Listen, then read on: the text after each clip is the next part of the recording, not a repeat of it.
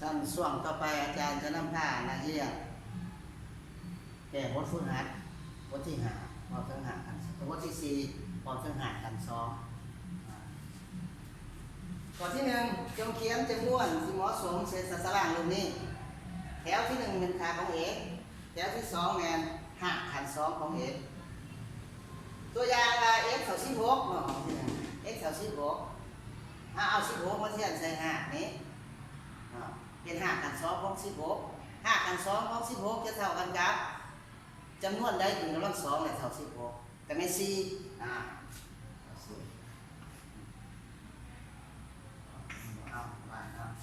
มาเนี่ยต่อมา x เท่า3 5 ขัน 2ของ3มันบ่มีหักพอดีบ่มีหักถือกับป้าเนาะเอาไว้ก่อนแล้วเท่ากับ5 ขัน 2ของ3ตัวนี้วัดตัวนี้เนาะเขาถามหา x ถามหาค่าของ x แต่เขาให้บอกมาแล้ว5 ขัน 2ของ x เนี่ยมันเท่ากับ36มันเป็นจังซี่เนาะขาดเขียน5 ขัน 2ของ x เท่า36ก็แสดงว่าเอา36มาคูณกัน2เทื่อ36คูณ36มันจะเท่ากับ1,296มาเนี่ยต่อไปเขาให้ x แทนเท่ากับ3 เกิน 4มาเทียบใส่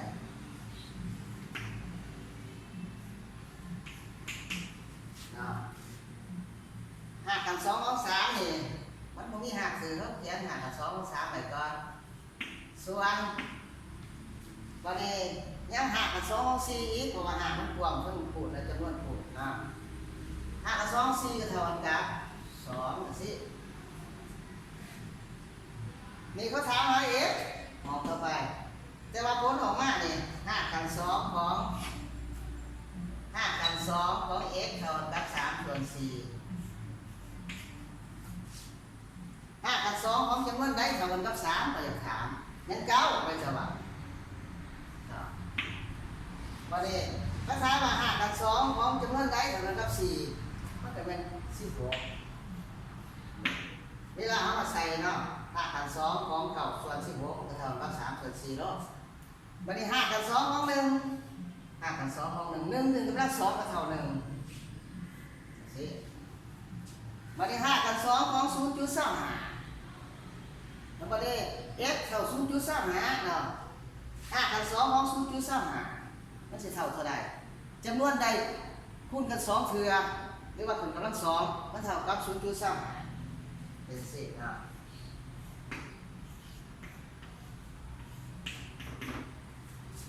มันจะเป็นเท่ากับ 0.5 คูณกัน2เทื่อจึงเท่ากับ 0.3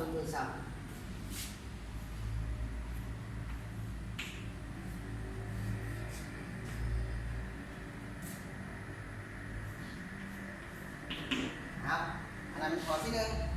ข้อที่2ป่ะ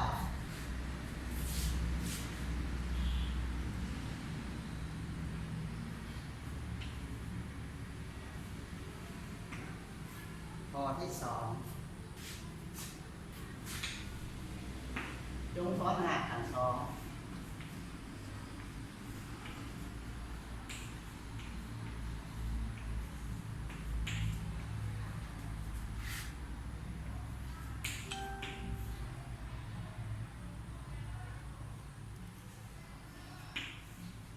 ของ625แล้วก็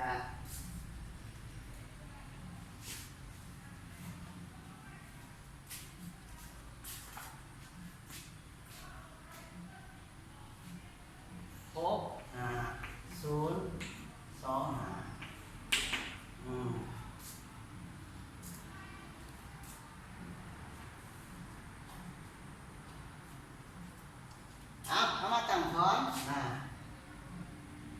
ถอน625ก่อนจัดเป็นหมวดจัดติดหัวหาศาสตร์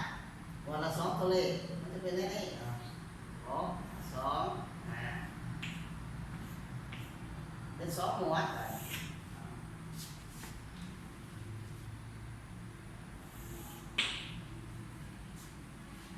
เอาบทใส่ A B C ก็ได้นะแต่ว่าอยู่ในนี้ผลในหักของมันจะมีสองตัวเลขนะเพราะว่ามีสองหมวดถ้าเราสิเอา3 คูณ 3มันออก9มันกลายมันต้องเอา2 คูณ 2ลดลงมาเอา4โอ้โดยความชัดเจนเลยเด้อโดยความชัดเจน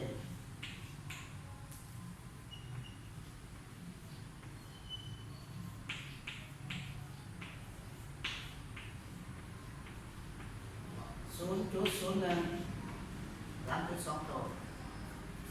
ถูกเนาะเอาเขียนลบ4สินี้6 ลบ 4เท่ากับ2แสดงว่า A เท่าไหร่แหละผลมาตัวหนึ่งเป็น2ซักลงมาซักสร้างหาลงมาขั้นตอนที่2เขาบอกว่าคูณ2ใส่ผลในหักคูณ2ใส่ผลในหักตัวนี้นะ2 2 4เพราะว่าอยู่ในสูตรมันเป็น2 คูณ A นะตัวนี้ A คูณ A เป็น2 คูณ A แล้วก็เลือกเอาแล้วสอบหาจำนวนเดียวกันเวลามาตื่นเสนีกันคิดใดพูดให้มันพอดีกันครับ225หรือว่ามันน้อยกว่า225ขั้นที่6นี่กายเอาหาจะได้หาคิดไรแบบนี้หาเศร้าหายันหาจุด2หา4เศร้าบอกตัวจุด2เป็น2เศร้า2ลบ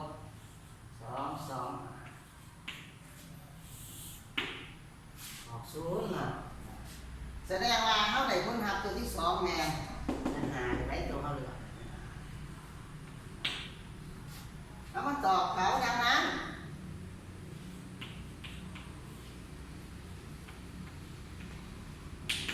5,200ของ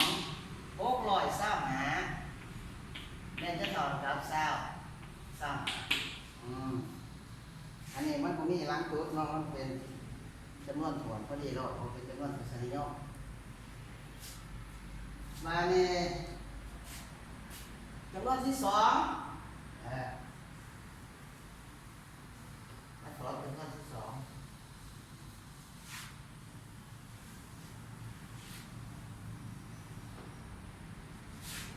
จำนวนที่2มันมี5ตัวเลขนะถ้าประจัดเป็นหมวดแต่ตัวหาสายหมวดละ2ตัวเลขอีก6 5 0 2 5จุดจัดไปพอดีได้3หมวด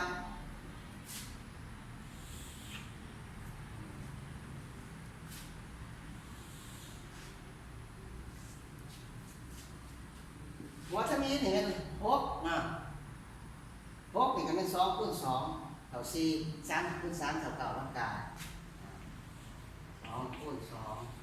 เท่า4ยันลบ4สินี้นะ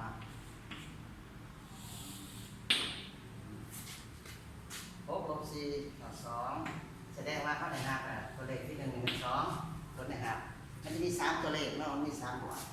ซักลงมาทีละ2เพื่อจะมาซักหา4ลงมาเริ่มขั้นตอนที่2เป็นคูณ2ใส่ผลในหักหมดผลในหัก2 2 4เพื่อเอาอีกมาสอบอีก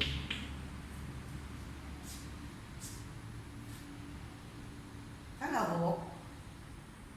ช่วงมา6นะมาคูณเลย6 36คือ3เนาะยัน6คือ3 6 4 24กับ3เป็น27กาย250อันนั้นรูท250คือว่าพอดี250เอา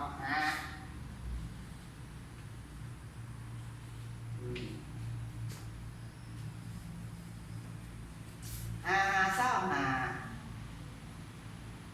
4 เศร้าบวก2เป็น2ลบ2 2 5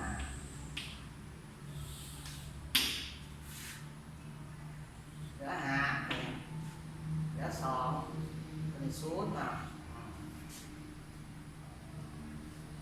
มาได้มาหอดจุดเอาก่อนเขียนตัวในหาคนในหานะพอหอดจุดแล้วจุดเข้ามาจุดคือการรับเผาเปิดมาเลยแล้วซากซ้ำหาลงมาซากซ้ำหาลงมาเลือกคือกันกับอาจารย์ว่าเริ่มจากขั้นตอนที่2ในคูณ2สักคนเลยครับ2คูณ3หาทอนดำหา4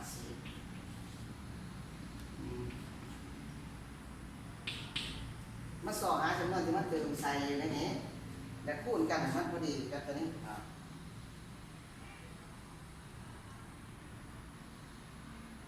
สมมติว่าเอาหาเนาะหา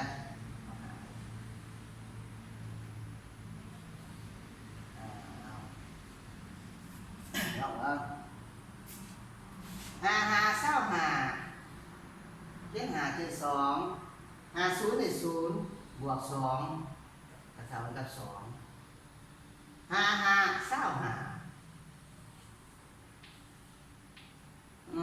พอดีฮะลบตัวนี้2หา0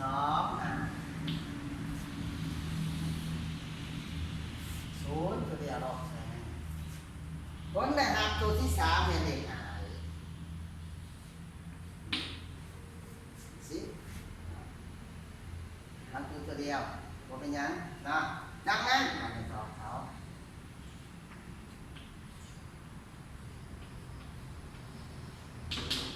5,200ของ650.25แม่นเท่ากันกับ25.5เอาจังสิสมมติว่าเราอยากคิดรายชื่อแต่เท่าหารเลยเขาก็ไปเลยคือกว่าขึ้นนะถ้าเอาผลในหับเนี่ยมาคูณกัน2เทื่อนะแล้วมาบวกกับตัวเศษมันจะออกขึ้นตัวต่างหารตัวนี้ตัวหารสมมติว่าเนี่ยนะมันจะออกขึ้นจำนวนที่เพิ่นเอามาให้เฮาถอนตัวนี้อยู่กันแหละเอาสหารคูณสหารนี่ก็เท่ากับ100สหารแล้วนะข้อที่ไม่ได้หลายนะ13 นาที ฮะ13 นาที 13 นาทีข้อที่3บาท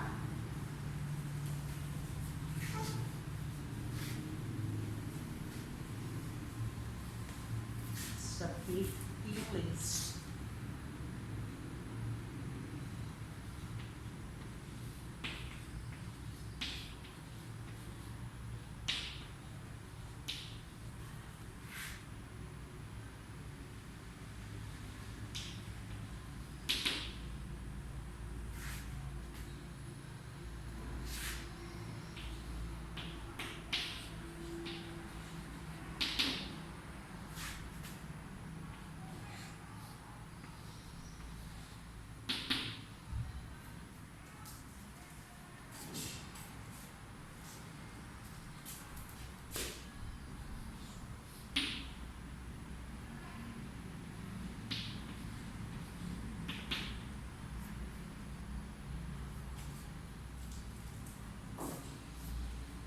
เอาข้อที่3จงคิดรายเลข5ตัวนี้5กับ2ของ28 5กับ2ของ28ก็เท่ากันกับ5กับ2ของ4คูณ7 7 4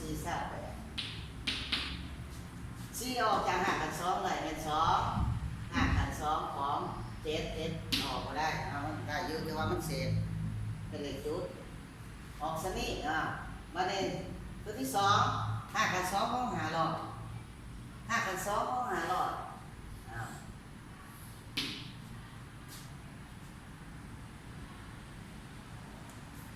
10เอาร้อยคูณกับจะออก500มันมี5กับ2ของ100เท่าไหร่จำนวนใดคูณกัน2เถื่อมันออก100แม่น10คูณ10เป็นตัวเรียกว่า10ถึง2นะ10 5กับ2ของ5เอาส นั้นข้อที่สามข้อที่สี่มาข้อที่สี่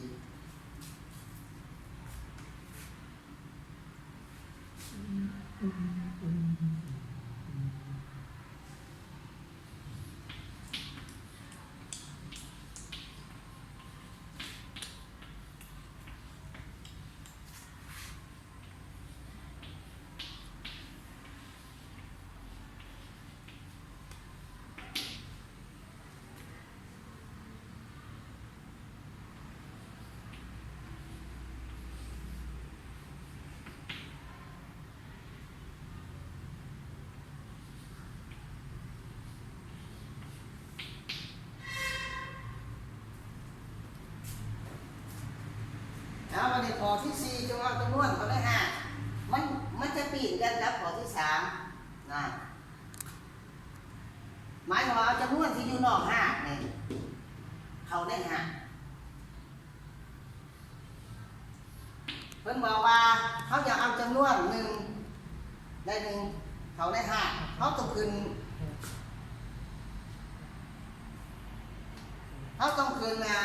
กำลังสอบกับกำลังของจำนวนนั้นให้มีกำลังเท่ากันครับ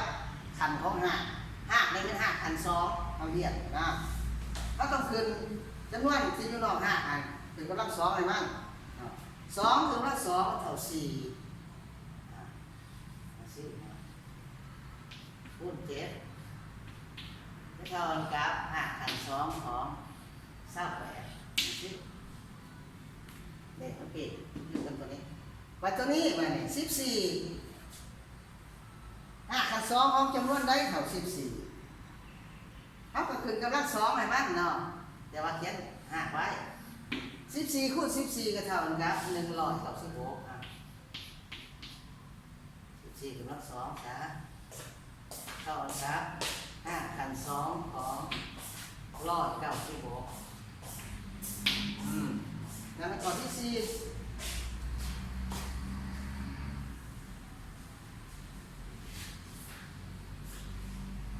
ข้อที่ห้า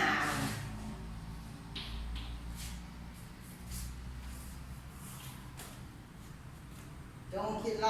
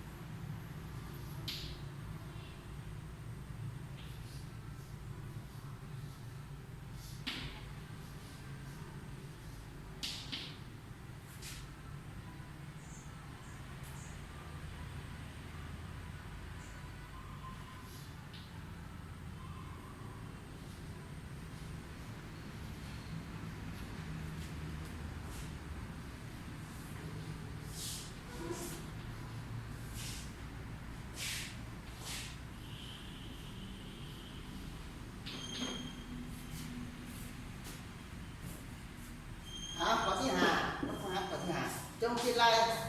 คือกันกับอาจารย์เราเลยเอาจะบวกเอาจะลบเลยห้าแล้วเขาตรงนี้เลยห้าคือกันก่อนนี่5ขันของป้อ5ขัน2 8บวก5ขัน2ของ2จะเท่ากับ5ขัน2ของ4คูณ2บวกให้5ขัน2ของ2จะเท่ากับตัวนี้4ออกจาก5 2 5ขัน2ของ2บวก5ขัน2ของ2จะเท่ากับ3 5ขัน2ของ2นะ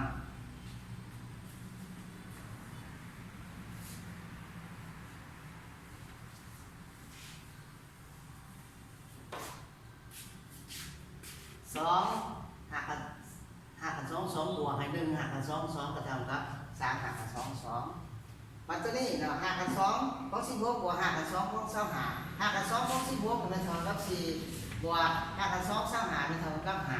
เท่ากับกับวันนี้เอาสิใส่หักเดียวเลยจะได้นะเท่ากับตัวนี้ห้าพันสอง12ส่วนนี้ห้าพันสอง3จะเท่ากับหักเดียวห้าพันสองของ12ส่วน3จะเท่ากับ5,2ของ12หาร3เท่ากันกับ4เท่ากับ5,2ของ4 5,2 4เท่ากันกับ2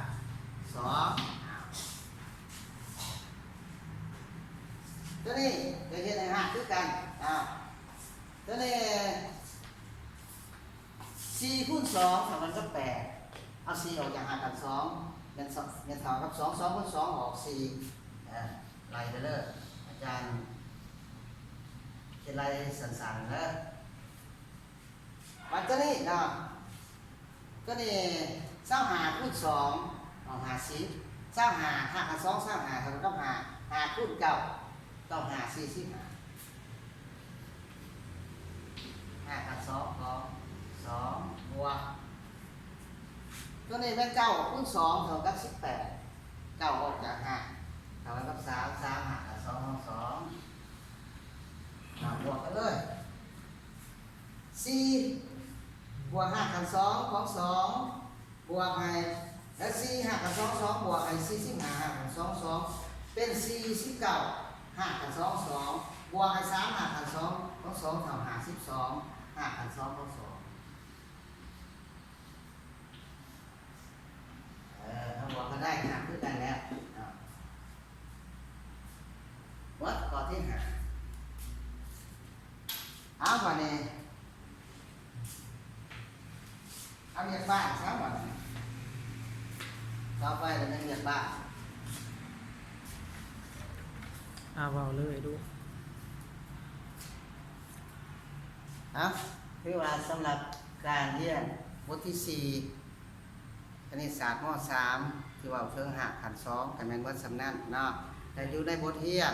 แล้วก็มีอาจารย์นำพาแก่บทฝึกหัดแล้วก็มีเรียกบ้านให้พวกร้านพยายามศึกษากดขวามันหลายๆให้มันเข้าใจเนาะแต่ก็เรียกบ้านแก่ทรงอาจารย์ทรงบรรพหัสที่28เรียน10ต่อไปเลยขอขอบใจ